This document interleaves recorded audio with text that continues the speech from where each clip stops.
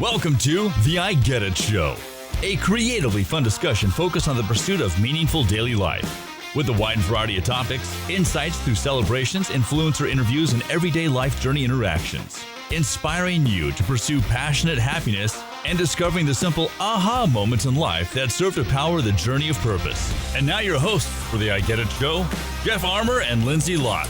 Welcome to the I Get It Show. I'm Lindsay Lott, joined with the Jeff Armour. Yeah. How right. are you? Thank you very much. Yeah, I'm doing great so far. Good. Thanks for recognizing. There's many Jeff Armours, but there's only one. There's only the one. Yeah, and well only done. yet. Yeah, good work. And of course, we'll hear from B-Wise a little bit later, where he can correct you and set you straight. And I can't wait to hear about all the make things me feel I'm good doing about wrong. myself. Right. That's my favorite part. Right. Yeah, I knew I was right the whole time. You say Exactly. Yeah. Exactly. So, yeah. Anyways, Smashing. so today's show is all about questioning our what if you could. Huh. What if you could? Yeah. And I thought it was really interesting today. I have a little meditation book I read every morning, and it has different stories or poems or anecdotes in it that you read, and then a meditation to ponder it and think about it. So today's was told of a story of a man that was driving down a country road all by himself. It was late in the evening, got a flat tire, pulled over, didn't have a jack, didn't have a phone, couldn't, make the repair. So he started walking, hoping he would find someone that could help him. He saw a farmhouse in the distance. I suddenly feel a lot of trauma in this story. I don't know. It's some sort of a past of mine. I'm not really sure. Oh, am I triggering Was you? this about me? I'm not sure. I'm not trying to activate How did any I make it in triggers. your meditation book? It's so weird. Anyway, Yeah. So he sees this farmhouse and he's like, okay, I'll go to that farmhouse, ask the farmer for a jack or if not a phone so I can find help. And he starts walking, and as he's walking along, it's getting darker and more time is passing. And then he starts worrying and starts getting these thoughts in his head like, oh man, what if he doesn't have a jack? Or what if he has a jack, but he won't let me use it? What if he won't let me use his phone? What if he's like scared of me? And well, what did I do to him? Why would he be scared of me? Right? Just all these thoughts start going on in his mind. So by the time he gets to the house and the farmer opens the door, he's like, I don't want your damn jack anyway. Like, right? Like he's already has all these like concerns and worries and defeating beliefs. By the time he actually gets to the opportunity to ask for help, he just sabotages the whole thing anyways. And I thought that was so applicable to, I haven't been in that exact situation, but there have been experiences in my life where I'm like, yeah, I've totally had self-limiting beliefs that once the opportunity presents itself, I'm already talked myself out of it. And So that it's kind of like how we all are. For some reason, we develop this ability to look at what's not possible rather than what's possible. Right. And I wonder why that is. Why do we do that? Is it really related to like I'm so afraid of disappointment that I'll avoid it at all costs? Mm-hmm. I don't know, but there's so many things that I think we're all very capable of doing, but I find that most of the time it's not. At least for me and the people that I seem to be able to speak to on occasion, it normally isn't like the environment around them or lack of opportunity. It really comes down to our mentality and how we approach life that really keeps us down rather than pushing forward.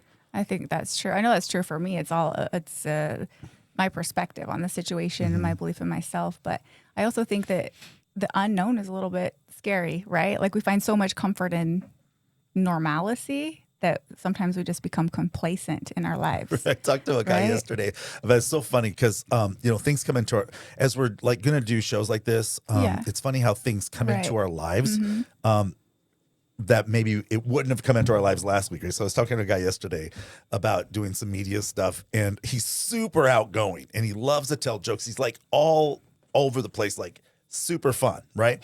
And so I told him, I said, hey, so I want you to think about doing this and presenting this. And he immediately got overwhelmed with anxiety about doing it. And it was basically just being him, but in front of a camera. Oh, okay. And it was like the whole thing shut down. I go, what happened? What went wrong? Right. And he's like, all of these things, I have all of this anxiety and you would never know it. But he says, when those things happen, I just automatically think, what can go wrong? And it was like this huge moment, right? Because I was like, yes, that's what we do. It's like you have all the capability in the world, but then something happens, you go, oh no, that's not going to work. Right. Like we just want to stay in our comfortable little bubble of like, what's in our control and what we know and like what's familiar to us. Don't you think that sometimes the bubble really isn't all that comfortable? Well, that totally agree with that. And I know there's been times in my life where I'm like, everything around me sucks. And I feel totally stuck and not content. And you're stuck in a bubble instead of comfortable in a bubble, right? But I don't know what's on the outside of the other side of that bubble. So it's like, I'll just stay where I know rather than taking the step and the risk, what feels like a risk, to discover what is potentially on the other side of that. So as I understand today's discussion, it's trying to figure out what we can do to overcome that. And that there are, whether whatever we're going to try to overcome turns into this huge, magnificent thing, or if it's just part of our journey. Right. If we would love to be able to attempt this, but we see all the reasons why it won't work or why we can't, or what possible ramifications or negative might happen to us. And I think that the mindset for me is trying to visualize, like, but what if I could? Right. Yeah. But what if I could actually do it? What would happen? Right? What are the things that go on? We have so many things. I believe we're surrounded with opportunity every day, and we miss it because of that very reason. Like, we don't think like, but what if that did work out? What if that was possible? What if that did lead us in a direction that we could never imagine possible, and so amazing because we took that one thing and said, but what if I could? Right. And I think that's like why it's so important to go through life with an open mind, an open heart. Because like you said, so many opportunities can fall in our laps or be presented to us, and we're just closed off to the idea because that's something we would never consider for ourselves or never think that we would be capable of. Right. Yeah. But I think that, like you said, like there is power in like envisioning the possibilities, whatever that might be, however that might unfold. Even if it's like, I think that start with like very simple things. Sometimes we think about and imagine like this crazy dream that we want to accomplish that will take maybe months or years or a decade to do. And that's great. But what about the simple things that we can look at and say, but what if we did this? What if we could make this happen? What if I could actually drive myself forward in this? What would that actually look like at the end of the day, or tomorrow, or on Friday, whatever that day is? Like, what can you do in this moment? Yeah. What habits can you begin to create inside of yourself and in your life that would lead to the greater thing that you envision for your life? Yeah, 10 years I down think the road? that we get in the habit of self-defeating, like you said, right? But I think that what's interesting about, like people say you should pursue your dreams or whatever, but sometimes we have desires to do something that maybe we're not very talented at. So maybe it's not our thing, right? Maybe it's not something we should do.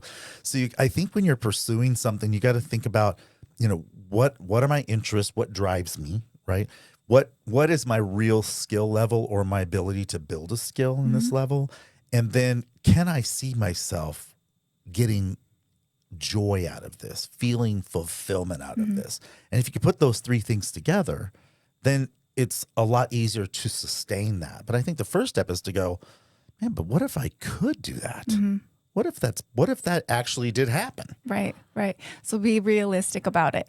Yeah. That's what you're saying. But Right. And I think starting with the small things in life are ways that we build to bigger and better things. Right. And we always want to skip to the flashy stuff.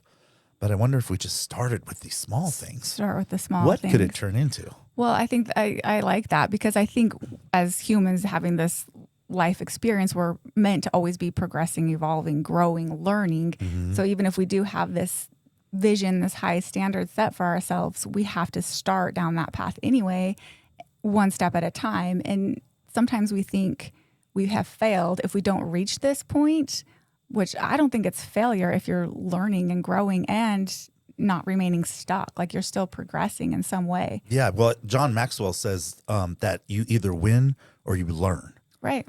And so if you're losing, you need to change that mentality to I'm either going to win at this, or I'm going to learn the things about me that make me better on the next attempt. You'll learn. And I also think like your path will evolve and take you down a different road that you weren't even aware was meant for you at that time. I wonder, in listening, I wonder if our moderator has any opinions. See what he has to say.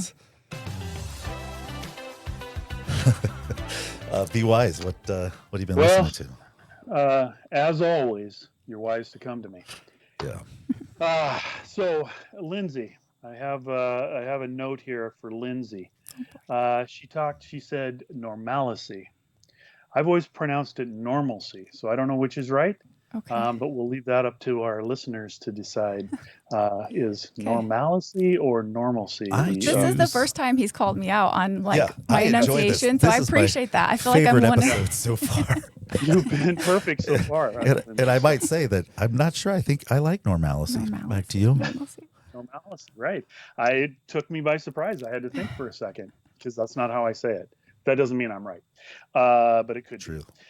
So, Jeff, you probably recall former First Lady Eleanor Roosevelt. You probably remember. No, Yeah. no, I don't. But I'm sure. Well, I'm sure back when you two were in that one-room schoolhouse, you probably talked about a lot of things. She coined a phrase. She coined a phrase that I seem to think fits, and that is, "What would you do if you knew you couldn't fail?" She said that, and so it was attributed to her, and everybody thought that was very encouraging and all that. But the problem with that thinking is that failure is what really stops everybody. The fear of failure. If you think failure is a real thing with people, and Lindsay talked about her story was he had talked himself out of it because of fear of that failure. What if you don't have it? What if you do have it? What am I going to do? And then you just didn't want it. And so fear of failure is what stops most people in their tracks. And then Jeff, you talked about overcoming that fear. And how do you actually get that mind process to overcome the fear of even getting started doing something? And that's really an exercise in problem solving and overcoming obstacles. So we all have obstacles that we have to overcome. And the trick is really to develop a good attitude towards that failure. Think of it as a learning process, like you said, Jeff, in our stepping stones to doing it. If you think you're a loser, you're going to be a loser. You're a sure loser. And so reframing and reshaping how you think of that and overcoming those obstacles is really, I think, the way to go. So I'm reminded of a quote as you're coming along, and obviously, as we have Be Wise here, I brought up another wise person's quote from Martin Luther King Jr. that said, "If you can't fly, then run." By the way, I was reminded of it, but weirdly enough, it's on this piece of paper in front of me at the same time. That's odd, strange stuff. It says, "If you can't fly, then run. If you can't run, then walk. If you can't walk, then crawl. But whatever you do, you have to keep moving forward." Yes. That's pretty powerful at times for us to when we say, "I don't know that I can take this first step," right? But visualizing, but what if you could take that first step? Right. Yeah, I like it. Yeah, I like that. And too. part Wise of words. this journey for me is seeing the change in the moderator segment here of focusing more on your failures than mine. which is I was going to say my that favorite this things. feels very different to be on the receiving end of the criticism while It's you're being all all fun and lifted up. games till it turns I don't on know you, how I feel right? about Yeah. this anymore. And if I been may fun. interject, Yes, please. the name is and from the engineering booth. is that Normalcy. normalcy. Normalcy. I'm going to still say normalcy. I don't, Normality. Normality, yes. Normalcy, yes. what's normality? That's how you say it. Normality. Normalcy. Yeah. I'm No, just- no. Normality. Normality. I can be wrong, And it's- but I'm going to continue And to then, say then the lady normalcy. at Webster says, Normalcy. Normalcy. no, normal. Okay. I thought Webster was a kid on TV back in the day. Is that something different? And how does he know all the things to say? By the way, that was All right, Sean thanks, from BYs. Set me the straight Sean on from the that one. FCC ringing in on what the words are like. So I was thinking as you were talking about a story involving a caterpillar. Are you familiar with the story of the caterpillar? Mm-hmm. So a caterpillar, it lives its life thinking it's a caterpillar and kind of scurries around eating leaves and whatnot. And then there's this weird thing that happens where suddenly the caterpillar decides, I need to make some sort of shelter. I'm going to shelter it up. And so we know it as a cocoon, right? So there's this whole thing it does, and then it goes into this cocoon, and something happens within this space that is pretty magical and life changing. But whatever happens inside there doesn't really matter. It's only when that caterpillar's metamorphosis arranges itself to say, I now have to get out of the cocoon or the bubble and move into what I can possibly become moving forward. what's interesting about getting out of that cocoon is that in order for that caterpillar and what it's changed into to be that next step, it has to push itself out of this cocoon. And what scientists tell us, I'm not really sure if they've talked to like multiple of these, like they've done some sort of a survey, but they say that for the changed caterpillar, it's a very excruciating process to break out of that cocoon. And when you see it happen and they watch it unfold, that suddenly, as we know, the caterpillar becomes a butterfly, and that butterfly then is able to take flight and is able to achieve things that the caterpillar could never have achieved before until it breaks out of that cocoon. And then they studied at times when they had people who would assist the caterpillar in getting out of that cocoon.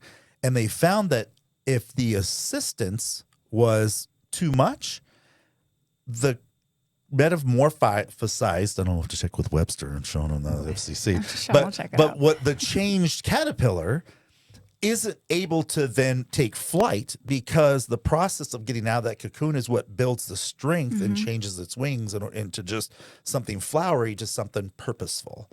And often I think that we are the same way, like we're in our bubble and we see that there's so much pain in getting out of our bubble that it keeps us from realizing the opportunity we can to fly into something much greater. But I think the first thing is that if I was a caterpillar that had gone through this change, the caterpillar must think, and I'm not saying that I know the mind of a caterpillar, but I'm just thinking to myself, the caterpillar must say, at some point there's not as much space as when I started. Things are different in here, and really in order for me to find something else, I got to get out of here. But I'm afraid because this is all I remember. This is all I know. This is what's happened to me. But what if I could break out of this? And that process, that step has to be that first push on the side of the cocoon, that first step. It wasn't like the cocoon shattered and now it literally was a process of saying, I've got to take these steps to get out of it. And so instead of just being a caterpillar, Lindsay, be a butterfly. I like that a lot, though. And I think that that's applicable to my life. I know, but I think most people can resonate with that in the sense of like we go through different experiences and we kind of go into ourselves, but then there's something within ourselves that knows that there's greater potential for that on the outside in connecting with other people, fulfilling more of what we're called to do in this life. Yeah. So the key is what you said trigger earlier, which is hilarious. It's also, I believe, the name of a horse. I'm not sure who it was. Maybe when we go back to B-Wise, he'll know whose horse that was because I believe it was back in the Eleanor Roosevelt days. Okay. He and Ellie, as he likes to call her, hung out a lot, and they were really very, very fast friends. So I wonder if when you said like the trigger part of it, that for me was like, maybe being triggered is sometimes a good thing. How do I trigger myself to take a chance on moving past my defeating belief system to say, what if this is possible? Right. And there's so many times in life that when we take a chance on something and it doesn't work out, and we use that as the catalyst for saying then we should never try again. Right.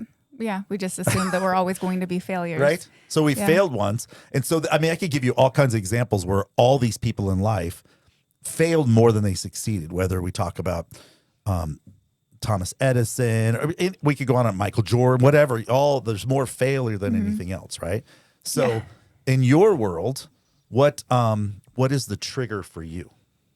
Well, I'm reminded of, I love quotes. I'm sure like you notice sometimes when you say certain things that resonate with me, it makes me nervous. You make a lot of notes. I do take a lot of notes. Right. And you would be nervous if you walked in my room too, because Right. on all my mirrors and walls, I have like these little yellow sticky notes of just quotes that like resonate with me and remind me of what I want out of my life and the person I want to be.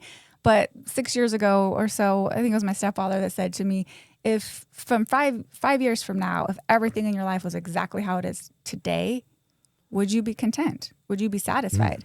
And that's just like a good reminder that I question and ask myself on a regular basis. And even if I don't know what exactly I want or what I envision for my future in a certain aspect of my life or area of my life, if I can be honest with myself and recognize that there is one area that is not fulfilling me, then I take a step towards changing that in some regard, one way or the other. Like I said, even if I'm not exactly sure where that path is going to take me, like the butterfly, right? Just take the first step, but bust out of that cocoon just a little bit. Yep. And in that process, you'll find your wings and find where you're meant to fly. It seemed very natural. If I may, yes. the butterfly thing, yes. Going back to the FCC. Back to the FCC. The butterfly needs that struggle to strengthen its wings. Yes. And without that, it dies. But I also think that in addition, it has to like be able to know the song, which I believe it goes, I believe I can fly. Okay. I believe, is that the way? I believe I can touch the sky. Is that Hey, also if you part of want it? to quote R. Kelly in this podcast, Oh, that's up yeah. to you, man. I was thinking, and Be Wise will be able to tell us. I was thinking of another artist. So, anyway, so let's go to Brian. Yeah, let's see what hear Be it. Wise has to say about There's a lot of content here. Good luck. Too much content. And by the way, Sean implied that the butterflies don't die. They ultimately do die, regardless of how they started. Jeez, here we go. Oh. I'm glad that both Right, Lindsay and Sean are targets Yeah, today. what's I've going enjoyed. on? No, I said they died. They died. Dead butterflies everywhere. Next to the puppies. Well, our show just got really dark. But what if you could? Right. You will die, but Jeffrey, I wanted to circle back to Trigger. Trigger the horse. There it is. Was Roy Rogers. Roy Rogers. Yeah, back that's in- right. You, Roy, and Ellie. That's right. Yeah. So I wanted to just kind of quickly do do some lyrics from a song from Nat King Cole, which I'm sure was on Eleanor Roosevelt's playlist, and it's still on mine. So the song is called Pretend. And I think this is a good way to kind of, what if you could? Yeah. And so if you just pretend, and so the words are, pretend you're happy when you're blue. It isn't very hard to do. You'll find happiness without an end whenever you pretend. Remember, anyone can dream, and nothing's as bad as it seems. And if you sing this melody, you'll be pretending just like me. The world is mine, and it can be yours, my friend. So why don't you just pretend? Happy that, huh? That's I like it. I feel like perhaps he stole some of those lyrics from Dr. Seuss. Perhaps. Yeah. Dr. Seuss. I thought it was Dr. Seuss, but I like it. Nat King Cole. So what I love about some of the things that you bring up, Be Wise, is that it really does feel like you have a firm grasp of medieval times. It's more than just a Might have place to correct you on that. to get chicken. Yeah. So I do like that part about it. But I do think that what is it in us that we can do to push us forward. And so Jim Rome has a quote that I think sums it up for me, because it does come down to our desire. Like, we have to be big enough people to say, I'm going to do this, right? I'm going to take this step. Jim Rome said, if you really want to do something, you'll find a way. And if you don't, you'll find an excuse. amen. And that sums it up for us. But what if you could? Our next statement is either in our mind is going to be, I'm going to find a way to push myself forward, or I will allow my mind to be flooded with all the reasons why this won't work out. And I think that's a choice. And I would also add to that, like, even if it doesn't work out exactly how you envisioned it, it's not a failure. You're still progressing, you're still learning and still growing on whatever journey that is. Yeah. So for me today, I think my encouragement to our audience is, I really am passionate about the simples, and being able to say, that we can talk about all the things that are complicated forever, and we can get bogged down the complicated. And there are times when things are complicated and things are difficult and it takes a while to figure out. But I find that most of us in our everyday life are really getting hung up on the simple things that we can master. And so taking advantage of overcoming the simple things in our lives that keep us down, I think can start with us saying, man, I wish this could happen for me, or I wish that would go on. I wish I was like that. Or, you need to work on being the best version of yourself and what you were created to be. And that starts with, but what if I could? I know my mind tells me that all these negative things, it's not possible for me, but what if I could? Right. I like that. Thank you. And we want to continue our discussion with you. So please join us on our social media channels, Facebook, Instagram, Twitter. You can find us at the I Get It Show. And we appreciate your feedback and perspective and engagement and correction on pronunciation of different words. Right. And on our next show, we'll be talking about our blind spots and our awareness and what we can actually see. So thank you, Jeff, and Be Wise, and Sean, and all of our listeners. Yeah. We'll see you on the socials. You've been listening to The I Get It Show. Witty and insightful conversations about nothing, discussing how our daily lives are influenced by everything. Feel free to reach out. TheIGetItShow@gmail.com. Like and subscribe on Facebook and YouTube, and follow us on your favorite podcast platform.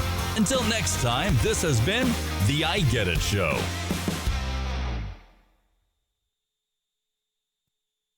This has been a production from a podcast studio.